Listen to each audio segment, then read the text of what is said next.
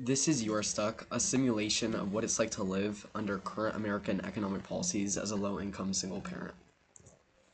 So we just have begin here, and then it starts off with a text to contextualize what's going on.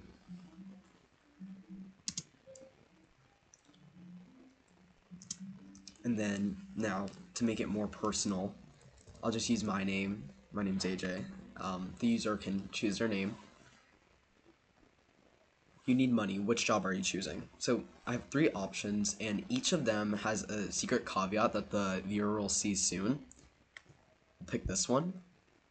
That each job is its own distance away from their house. So it's 20 minutes away, even though that the cashier pays the most. So it's kind of a trade-off in that sense. And cheap rent is just going to be $900 for every single job that you choose. Subtracting the gas money, and then really going into like that narrative function. You know, single parent, your son, he's going, it's time to go to work. Now it's time for lunch, but you forgot to pack it, something that we all do. So there's 2 choices, go hungry or buy a burger, and then each of them has their own outcomes. So let's see what happens if we go hungry. Now we didn't spend any money, but very hungry, of course. And then our son asks for help, but we can't because no carbs, no energy to continue. Starting off with your subtracting all the time because gotta get to work. Now here's a little bit of a thing that I think a lot of parents can relate to, you know, their children suddenly saying that they have a new expense. I have 3 options. Let's give him $20 to be nice.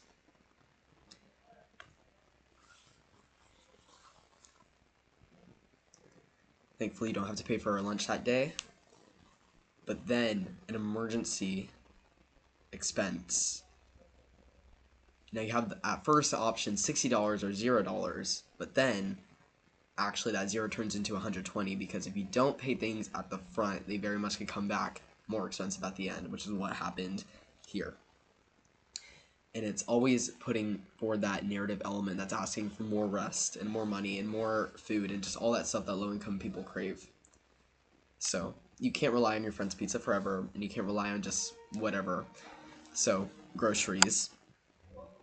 3 options. Let's go with basic.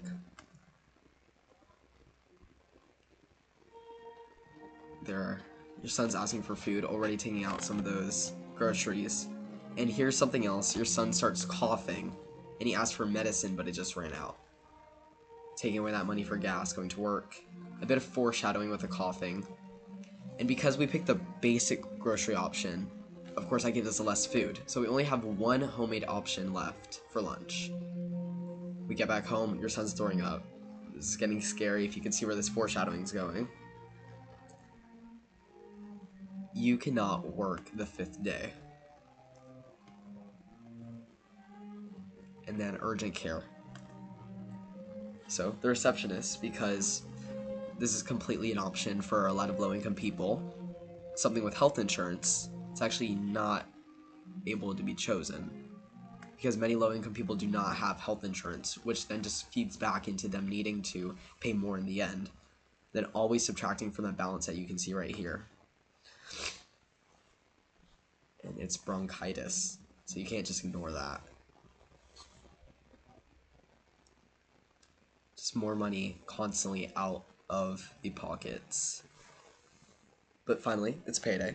So then we take the calculations. It was the hourly amount times 8, but then 4 shifts because you couldn't work that Friday because your son was sick.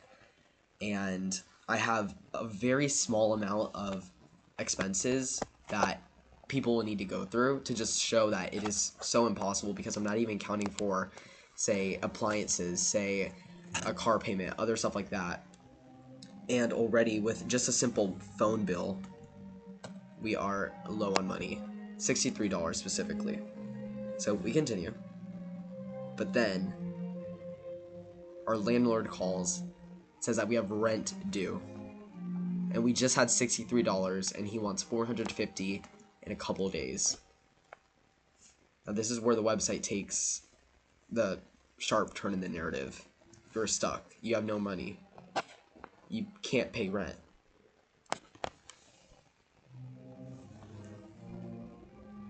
You weren't able to make rent and you were stuck, just as so many low-income people every single day are stuck and don't know how to advance in their finances.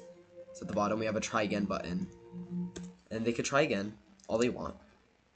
But the thing is, the simulation actually has no way for you to pay your rent because it's simply, for many low-income people, unable to be paid. And this website was to show people who don't understand the affordability crisis the necessities of making better economic policies that are more inclusive of low-income people.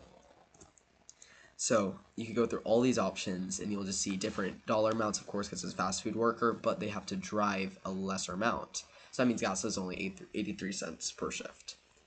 And you can just go through this, pick the different options, and in the end, it just goes back to the same result.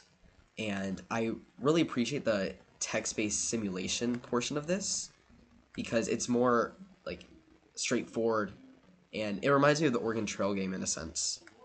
But now that we chose a burger here, we have energy, and then we can help our son from work. But what's the expense of that? $4. And for the last thing, because essentially when this is up, you know, people can just go through all the options, and many options there are. But let's see what happens if we don't pay money. He dodges us.